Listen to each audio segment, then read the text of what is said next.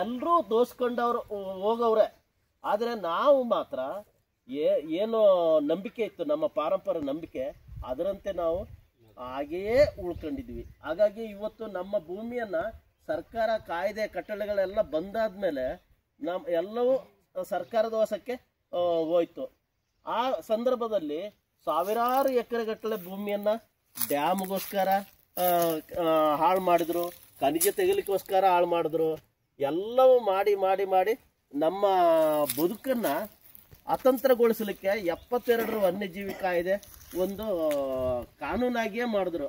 ಅಲ್ಲಿ ಮನುಷ್ಯ ಜೀವ ಒಂದು ಇದೆ ಅಂತ ಗುರುತಿಸಲೇ ಇಲ್ಲ. ಇವತ್ತು ನಾವೇನು ಓಟ್ ಹಾಕಿ ಕಳಿಸ್ತಾ ಇದೀವಿ MP MLA ಗಳು, ಅವರು ಇವ್ರಿಗೂ ಕೂಡ ಒಂದು ನ್ಯಾಯ ಕೊಡಬೇಕು ಅನ್ನೋದು ಆ ಚಿಂತನೆನೇ ಮಾಡಲಿಲ್ಲ. ಏಕದಮ್ಮ ಪ್ರಾಣಿ ಮರ ಮಾತ್ರ ಉಳಿಬೇಕು, ಅಲ್ಲಿ ಆದಿವಾಸಿಗೆ ಯಾರು ಇರುವಂಗಿಲ್ಲ ಅಂತ ಒಂದು ಕಾನೂನು